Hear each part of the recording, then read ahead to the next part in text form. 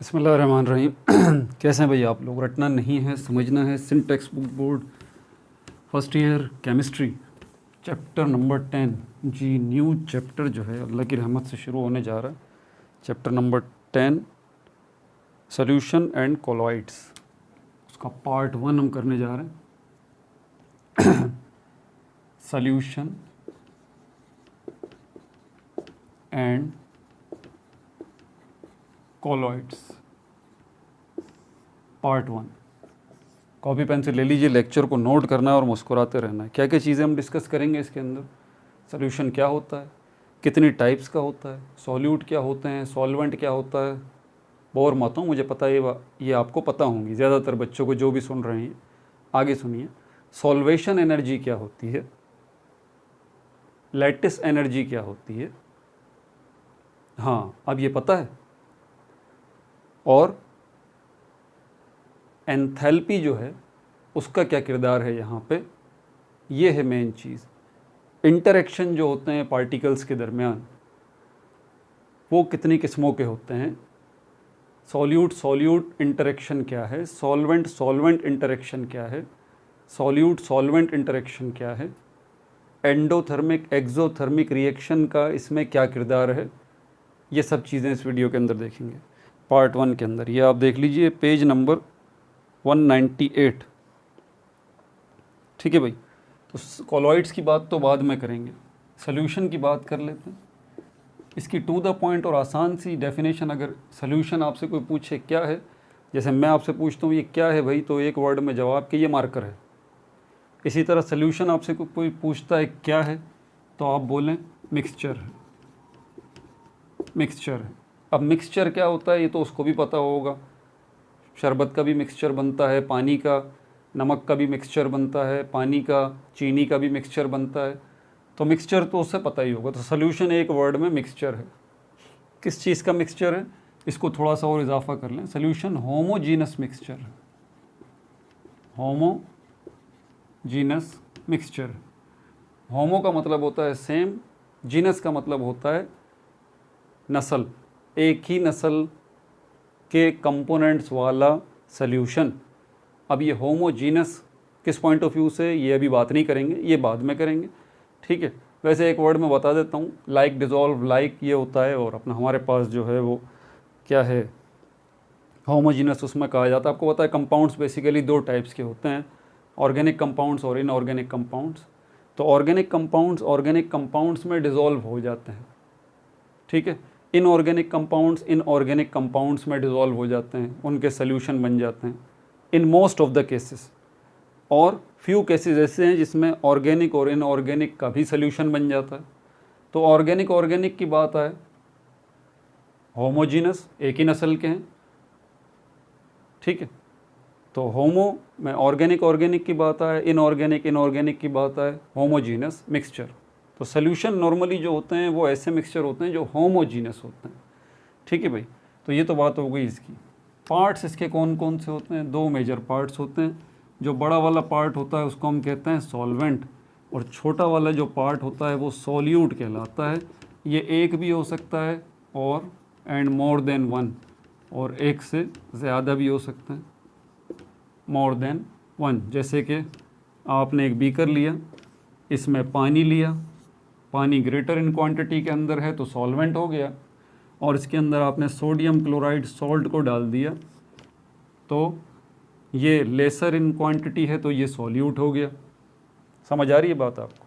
तो ये जो है ये वाला सॉल्यूशन, ये हमारे पास जो है वो ऐसा सॉल्यूशन है जो कि सिर्फ एक ही सॉल्यूट जिसमें इन्वॉल्व है। दूसरी एग्जांपल ले लें अगर, तो सी वाटर की ले लें आप।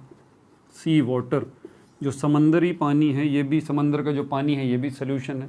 इसमें सॉल्वेंट एग्जैक्टली वाटर है और सॉल्यूट इसमें एक से ज़्यादा हैं जी, एक से ज़्यादा इसमें सॉल्यूट हैं। ठीक है भाई।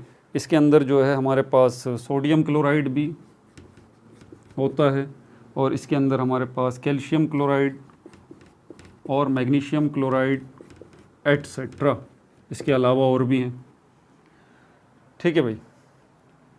अच्छा, और क्या?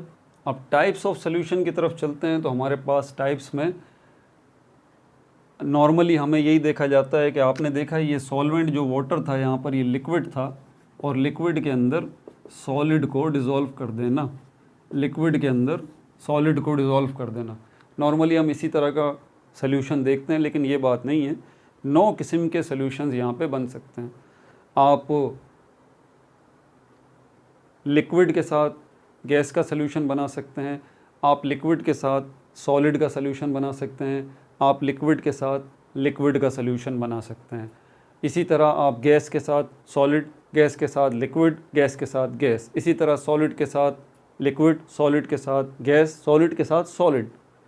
तो ये 9 किस्म की कैटेगरीज़ के सोल्यूशन इस पॉइंट ऑफ व्यू से बन जाते हैं। ठीक है भाई। अच्छा, अब चलते हैं ज़रा इनकी प्रॉपर्टीज़ की तरफ। कुछ स्पेसिफिक प्रॉपर्टीज़ होती हैं सोल्यूशंस की, कुछ जनरल प्रॉपर्टीज़ होती हैं। बच्चे अल्फाजों पे ध्यान नहीं देते ना, नामों पे ध्यान नहीं देते। जनरल प्रॉपर्टीज़ का मतलब ये है कि आम खुसूसियात जो कि हर किस्म के सोल्यूशन में आपको नज़र आएंगी। जनरल का मतलब आम खुसूसियात, चाहे वो सोल्यूशन कोई सा भी हो, सॉलिड लिक्विड का बना हुआ हो, सॉलिड गैस का बना हुआ हो, सॉलिड सॉलिड का बना हुआ हो, कोई सा भी सोल्यूशन होगा उसमें ये आम खुसूसियात तो आपको, जनरल प्रॉपर्टीज़ आपको उनकी नज़र आएंगी। जैसे इंसान हैं, हम दुनिया में कहीं भी पाए जाते हैं, इंडिया में हैं, पाकिस्तान में हैं, अमेरिका में हैं, जापान में हैं, या कहीं जंगलात में रह रहे हैं या किसी जजीरे पे रह रहे हैं। इंसानों की कुछ बुनियादी खुसूसियात, जनरल कैरेक्टरिस्टिक्स या प्रॉपर्टीज़ जो हैं वो एक ही जैसी होंगी। 2 हाथ होंगे, 2 पैर होंगे, 2 आँखें होंगी, 2 पैरों पे चलते हैं, मुंह से खाना खाते हैं, लाइक दिस, और भी बहुत सारी चीज़ें। ठीक है भाई। तो इनको हम कहते हैं जनरल प्रॉपर्टीज़। अच्छा, जनरल प्रॉपर्टीज़ के अंदर ये सोल्यूशन के अंदर जो हम मिक्सचर बनाते हैं ये फिज़िकली मिक्स होते हैं। फिज़िकली ये मिक्स होते हैं, फिज़िकली मिक्स होते हैं मतलब no chemical bonding, no chemical reaction कह लें आप या केमिकल बॉन्डिंग कह लें। नो केमिकल रिएक्शन या नो केमिकल बॉन्डिंग किन के दरमियान? सॉल्यूट और सॉल्वेंट के दरमियान, सॉल्यूट और सॉल्वेंट के दरमियान कोई केमिकल रिएक्शन आपको होता हुआ नज़र नहीं आएगा, कोई केमिकल चेंज आपको होता हुआ नज़र नहीं आएगा, कोई केमिकल बॉन्डिंग जो कि नॉर्मली हम देखते हैं, कोवलेंट बॉन्ड है हमारे पास, आयोनिक बॉन्ड है, ये आपको होता हुआ नज़र नहीं आएगा, और ना ही आपको कोई नई चीज़ बनती हुई नज़र आएगी। समझ आ गई ना? क्योंकि केमिकल रिएक्शन जब भी होता है कोई नई चीज़ तो बनती है ना, कोई प्रोडक्ट तो बनती है। आपने एक बीकर के अंदर सॉल्ट को ले लिया, पानी लिया और सॉल्ट ले लिया, सोडियम क्लोराइड। ये सोडियम आयन और क्लोराइड आयन में टूट जाएगा सोडियम क्लोराइड, दैट्स इट। अंदर वाटर के मॉलिक्यूल भी होंगे, तो ये मिल गए एक जगह पे। ठीक है, इनका आपस में सॉल्यूट सॉल्वेंट के पार्टिकल्स का कोई केमिकल रिएक्शन वाला मामला नहीं होगा। हाँ, फिज़िकली मिक्स तो होंगे लेकिन no chemical change, physically mix but no chemical change. ये क्वेश्चंस एमसीक्यूज़ में जो है वो आ जाते हैं। अच्छा, यहाँ पर जो पार्टिकल का साइज़ है, साइज़ ऑफ पार्टिकल, ये बड़ा अहम है कि सोल्यूशन जो भी आप बनाते हैं उसमें सॉल्यूट और सॉल्वेंट के जो पार्टिकल्स हैं उनका साइज़ क्या होता है? Less than 1 nanometre, less than 1 nanometre, note कर लीजिए। अब ये अगर पार्टिकल्स का साइज़ सॉल्यूट और सॉल्वेंट के लेस देन 1 नैनोमीटर होगा तो इसके इफ़ेक्ट्स क्या पड़ेंगे, रिज़ल्ट्स क्या मिलेंगे, असरात क्या मुरतब होंगे उसके ऊपर, सोल्यूशन के ऊपर। तो अगर पार्टिकल्स का साइज़ जो है वो लेस देन 1 नैनोमीटर होगा, सोल्यूशन के अंदर सॉल्यूट और सॉल्वेंट के पार्टिकल्स का साइज़ लेस देन 1 नैनोमीटर होगा, तो ये असरात पड़ेंगे, ये इफ़ेक्ट्स जो है वो सोल्यूशन के ऊपर पड़ेंगे कि सोल्यूशन, पहली बात तो ट्रांसपेरेंट होगा, सोल्यूशन ट्रांसपेरेंट होगा, मतलब जिसके आर पार आप आसानी से देख सकते हैं। जैसे कि ग्लासेस मेरे हैं, मैं आर पार जो है आसानी से देख सकता हूँ। उर्दू में इसको कहते हैं शफ़ाफ़। ठीक है भाई। अच्छा, दूसरी क्या खुसूसियत होगी?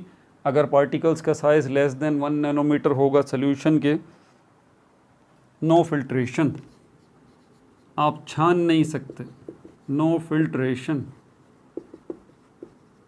आप छान के इनको अलग अलग नहीं कर सकते। जैसे चाय छन्नी होती है ना, सुबह चाय अम्मी बनाती हैं, वो चाय निकालने वो चाय छन्नी होती है, क्या करती हैं उसमें से जब हम चाय को छानते हैं पत्ती ऊपर रह जाती है, चाय नीचे आ जाती है। तो यहाँ पर ये क्या हो रहा है, ये फिल्ट्रेशन हो रहा है। फिल्ट्रेशन का मतलब होता है छानना। तो यहाँ पर ऐसा कोई फिल्ट्रेशन वाला मामला होगा ही नहीं।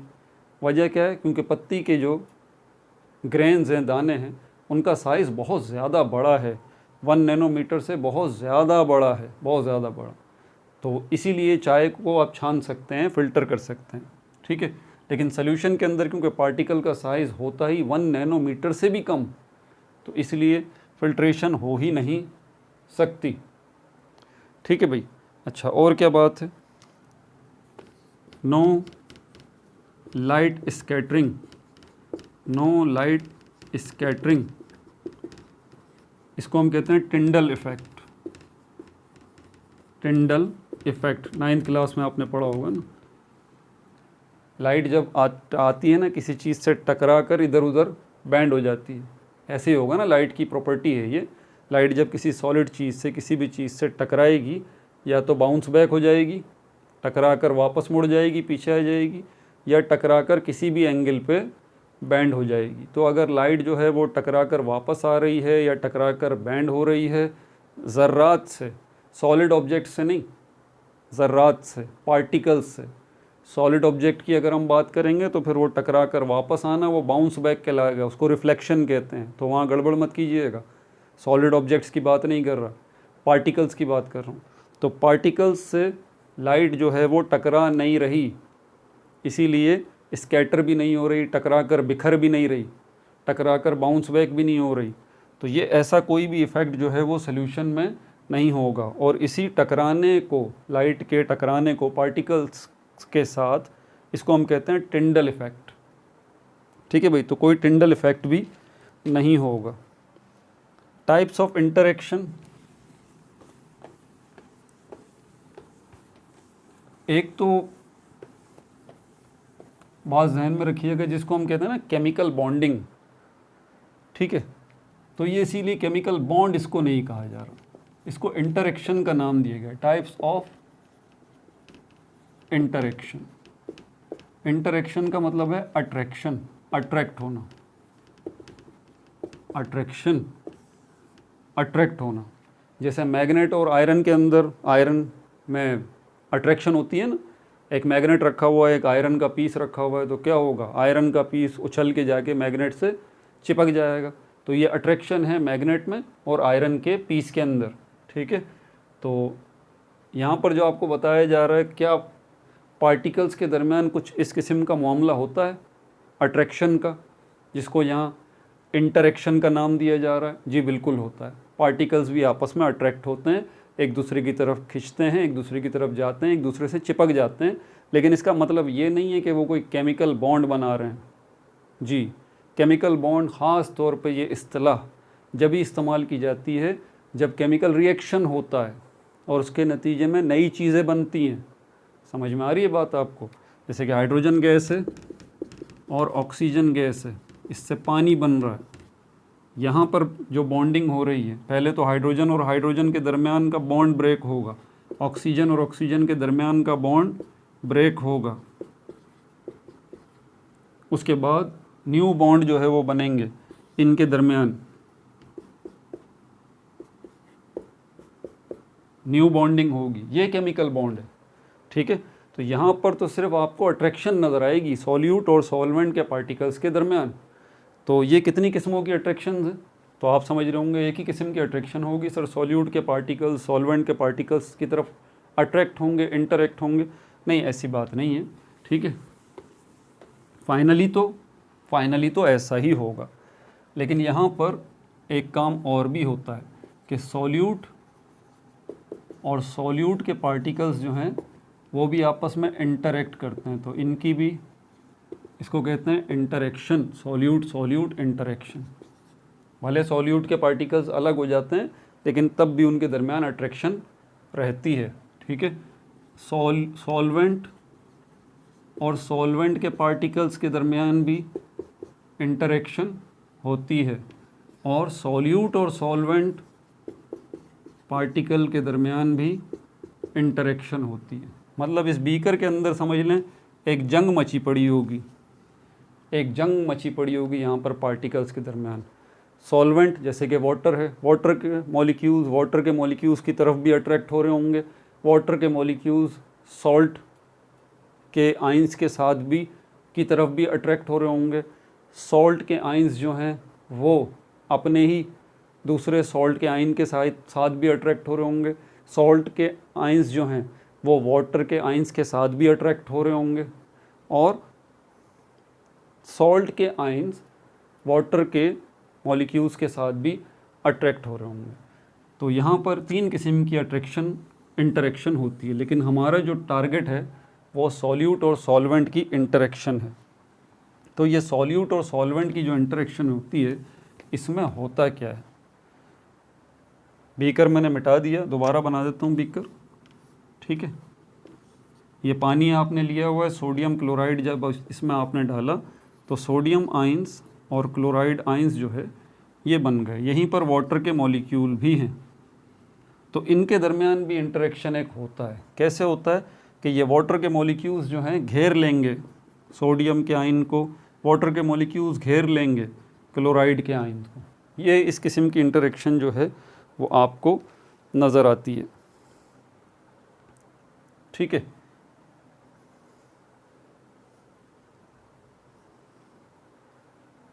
अब यहाँ पर एक बेसिक रूल का भी इसने बताया है, इसको मत भूलिएगा। बेसिक रूल, वैसे तो इंटरेक्शन तीनों के दरमियान ही है, वैसे तो इंटरेक्शन जो है वो सॉल्यूट के पार्टिकल्स के दरमियान भी है, सॉल्वेंट के पार्टिकल्स के दरमियान भी है और सॉल्वेंट के पार्टिकल्स के दरमियान भी इंटरेक्शन मौजूद है, अट्रैक्शन मौजूद है।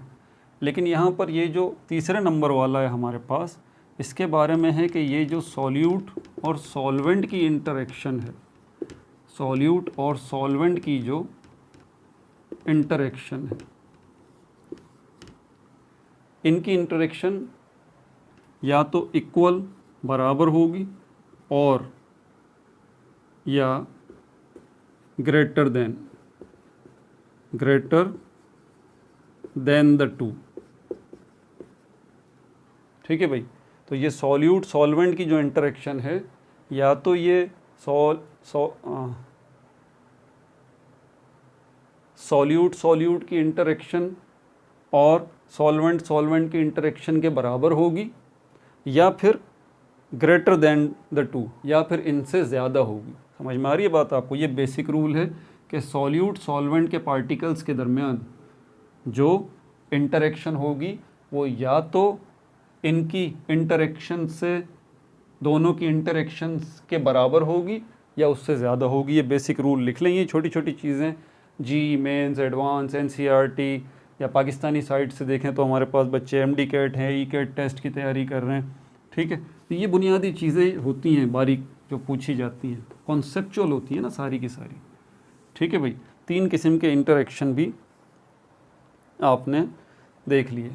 डिसोल्यूशन, ये डिसोल्यूशन किसको कहा जाता है? Dissolution,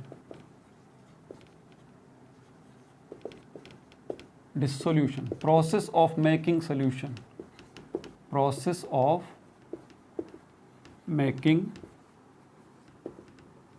solution. आपसे कोई पूछता है डिसोल्यूशन क्या है, आप बोलें एक प्रोसेस का नाम है। किस प्रोसेस का नाम है? ऐसे प्रोसेस का नाम है जिसमें आप क्या बना रहे हैं, इसमें आप सोल्यूशन बना रहे हैं। तो सोल्यूशन बनाते हुए ऑन सोल्यूशन मेकिंग होता क्या है, ये बड़ी अहम बात है। ऑन सोल्यूशन मेकिंग, जब आप सोल्यूशन बना रहे होते हैं तो अंदर होता क्या है? ऑन सोल्यूशन मेकिंग क्या हो रहा होता है ऐसा जिसको हम कहते हैं कि डिसोल्यूशन हो रही है। ठीक है, डिसोल्यूशन हो रही है। तो यहाँ पर जो है वो दो काम हो रहे होते हैं। ये डिसोल्यूशन जो है 2 टाइप्स की हो रही होती है, ठीक है। यानी कि सॉल्यूशन मेकिंग का जो प्रोसेस है ये 2 तरह का हो रहा होता है। यानी कि ऑन सॉल्यूशन मेकिंग 2 तरह के आपको रिजल्ट्स मिल रहे होते हैं। यानी कि डिसोल्यूशन 2 टाइप्स की होती है, मैंने कई तरह से आपको समझा दिया। ये एक्सोथर्मिक भी हो सकती है और ये एंडोथर्मिक भी हो सकती है। अब ये एक्सोथर्मिक और एंडोथर्मिक क्या होगी, इसके लिए 2 किस्म की एनर्जीज़ को समझ लीजिए। एक है हमारे पास लैटिस एनर्जी, दूसरी है हमारे पास सॉल्वेशन एनर्जी। सॉल्वेशन एनर्जी, ये लैटिस एनर्जी कौन किसको कहते हैं? Energy needed to ionise solid, ठीक है भाई। क्या है लैटिस एनर्जी, किसको कहते हैं? Energy needed to ionise solid, यानी किसी सॉलिड को आयंस में कन्वर्ट करने के लिए।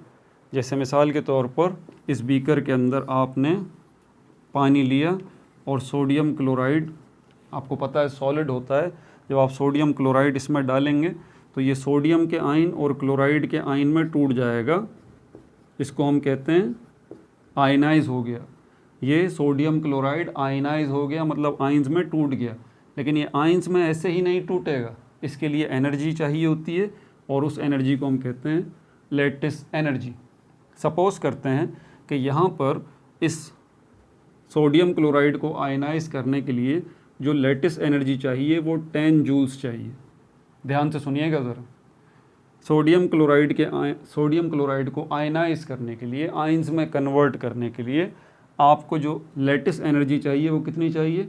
10 जूल्स। अब इसको यहीं रोकते हैं, अब सॉल्वेशन एनर्जी की तरफ चलते हैं। Energy released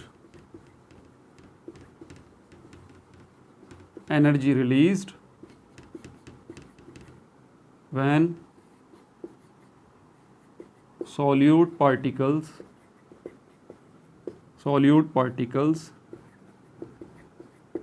ionize। एक एनर्जी तो वो चाहिए जो कि इनको आयनाइज कर सके, अलग कर सके, तोड़ सके, वो एनर्जी चाहिए। कितनी चाहिए?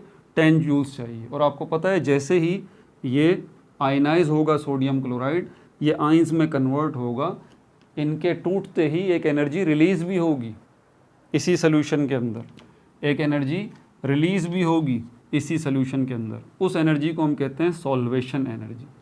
Solvation energy, energy released when solute particles ionise. ठीक है भाई। अब यहाँ पर सपोज करते हैं कि एनर्जी जो रिलीज़ हुई है वो ही है कितनी? 20 जूल्स। और एनर्जी जो रिक्वायर्ड थी इसको ब्रेक करने के लिए वो कितनी है? 10 जूल्स। अब ज़रा ध्यान से सुनिएगा मेरी बात। इस सोडियम क्लोराइड के क्रिस्टल को आयनाइज करने के लिए 10 जूल्स एनर्जी कहाँ से आएगी? सराउंडिंग में से आएगी। ये जो सराउंडिंग है, ये जो एनवायरनमेंट है, इसके अंदर से 10 जूल्स जो है वो एनर्जी ये एब्जॉर्ब कर लेंगे। अब क्या होगा? सराउंडिंग में से एनर्जी कम हो जाएगी। ये एनर्जी नॉर्मली किस शक्ल की होती है? ये हीट एनर्जी, हीट की शक्ल में। प्रैक्टिकली इसको फील करें अब आप। तो क्या होगा कि जब ये सोडियम क्लोराइड को एनर्जी चाहिए, लैटिस एनर्जी चाहिए ताकि ये आयनाइज हो, तो ये सोडियम क्लोराइड अपनी सराउंडिंग में क्या है? एनवायरनमेंट है, एटमॉस्फेयर है। तो इसकी सराउंडिंग में जो पानी है, जो उसका टेम्परेचर है, पानी का टेम्परेचर जो है, पानी के अंदर जो हीट है, ये उसको सक कर लेगा, उसको एब्जॉर्ब कर लेगा, लैटिस एनर्जी वहाँ से लेगा। तो क्या होगा? डेफिनेटली ये पानी क्या हो जाएगा? ये पानी जो है वो कोल्ड, ठंडा होगा। कोल्ड ठंडा होगा क्योंकि एनर्जी कम हो गई ना, हीट कम हो गई। हीट के कम होने का मतलब क्या है? ठंडा होना। तो यहाँ पर लैटिस एनर्जी इसको चाहिए सोडियम क्लोराइड को, उसके लिए क्या कर रहा है? सराउंडिंग में से हीट को ले रहा है, और सराउंडिंग में क्या है? पानी है, और पानी क्या होगा? ठंडा हो जाएगा। कितना लिया इसने सोडियम क्लोराइड ने? 10 जूल्स। Lattice energy. अब क्या होगा, जब इसने ले लिए ये 10 जूल्स सराउंडिंग में से, अब जब ये आयनाइज हो गया तो आयंस जब बनेंगे, इनका बॉन्ड ब्रेक होगा तो एनर्जी रिलीज भी तो होगी, सॉल्वेशन एनर्जी। कितनी एनर्जी रिलीज हो रही है? 20 जूल। 20 जूल एनर्जी कहाँ जाएगी? दोबारा सराउंडिंग में जाएगी, दोबारा एनवायरनमेंट में जाएगी, दोबारा इस पानी के पास जाएगी। अब सोचिए ज़रा, ये जो पानी है इसमें से 10 जूल्स जो है वो पहले माइनस हुई थी, जिसकी वजह से पानी ठंडा हो गया था, और अब जो है दोबारा जब इस पानी को 20 जूल्स एनर्जी मिली है, सॉल्वेशन एनर्जी 20 जूल्स वापस मिली है, तो 10 जूल्स ज़्यादा आ गई ना, 10 जूल्स ज़्यादा आ गई। अब ये 20 जूल्स जो वापस इस पानी को मिली है, इसमें से 10 जूल्स जो हैं ये तो वही हैं जो कि पानी से लिए गए थे, और ये 10 जूल्स जो हैं वो हैं जो इजाफी पानी के पास आ गए हैं। तो रिज़ल्ट क्या निकलेगा फिर? रिज़ल्ट ये निकलेगा कि ये पानी जो है ये क्या हो जाएगा? हॉट हो जाएगा। ये पानी जो है क्या होगा? ये हॉट हो जाएगा। और आप क्या कहेंगे? एक्सोथर्मिक रिएक्शन हो गया ये। क्या हो गया ये? एक्सोथर्मिक रिएक्शन हो गया।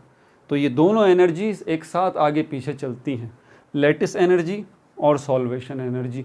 लैटिस एनर्जी चाहिए इसको आयनाइज करने के लिए, इसको आयंस में तोड़ने के लिए, और सॉल्वेशन एनर्जी वो एनर्जी है कि जब आयंस टूटते हैं तो एनर्जी रिलीज़ होती है।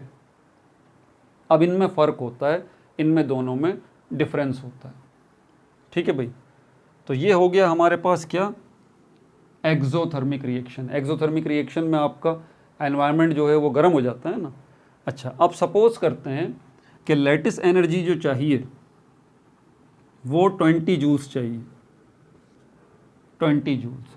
तो सोडियम क्लोराइड ये लैटिस एनर्जी अपनी सराउंडिंग में से ले लेगा, मतलब पानी से लेगा, और पानी के पास 20 जूल्स एनर्जी कम हो जाएगी।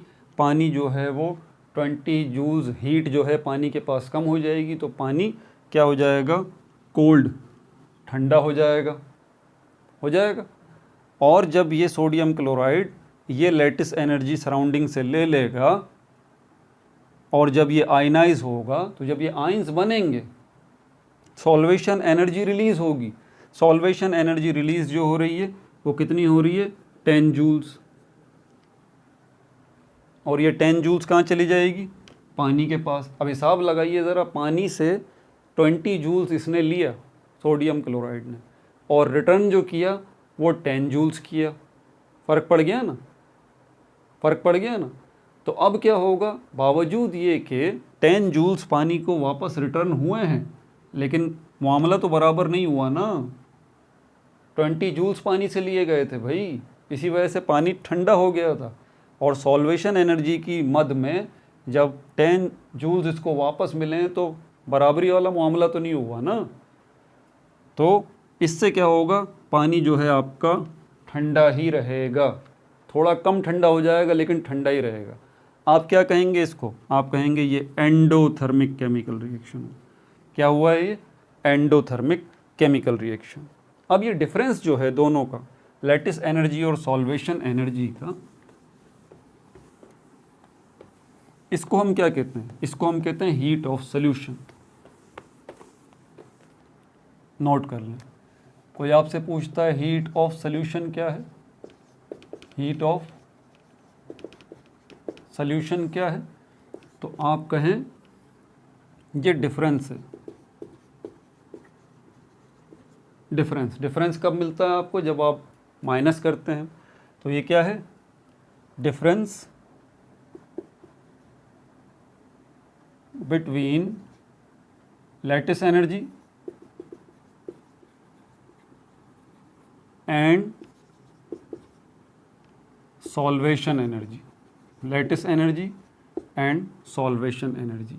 और जब भी ये lattice energy and solvation energy का डिफरेंस जो है आपके पास आएगा, इसका इफ़ेक्ट क्या मिलेगा? इसका इफ़ेक्ट क्या पड़ेगा?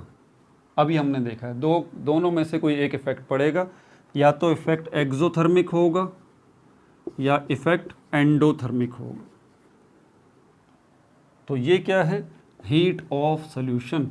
हीट ऑफ सोल्यूशन से ये मत लीजिएगा कि यहाँ लिखा हुआ हीट ऑफ सोल्यूशन तो मतलब सोल्यूशन गर्म ही होगा, नहीं नहीं भाई, अगर सोल्यूशन ठंडा भी हो जाता है, एंडोथर्मिक भी होता है, ये भी हीट ऑफ सोल्यूशन है। अगर सोल्यूशन गर्म हो जाता है, एक्सोथर्मिक हो जाता है, ये भी हीट ऑफ सोल्यूशन ही है। समझ में आ रही है बात आपको? तो इसको हम कहते हैं हीट ऑफ सोल्यूशन, और यही डिफरेंस जो है इसको हम कहते हैं एंथैल्पी। एंथैल्पी क्या है ये? एंथैल्पी, इसको हम कहते हैं total heat content. Total heat content.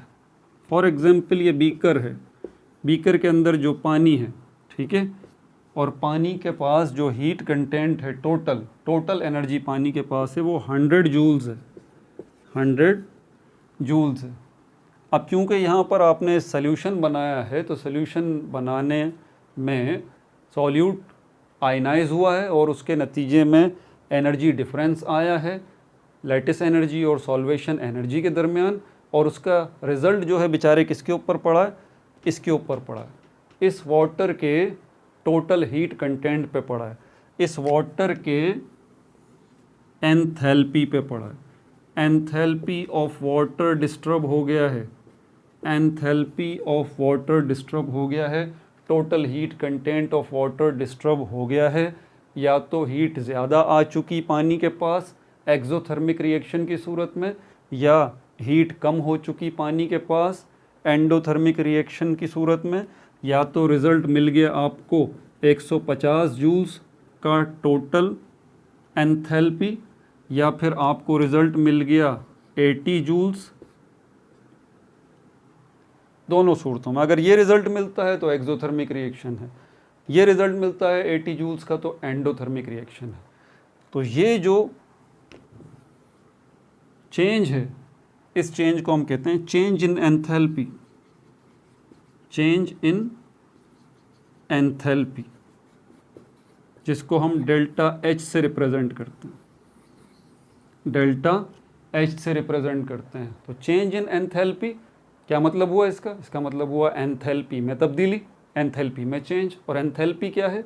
Total heat content, total heat, total energy जो कि किसी चीज़ के पास है।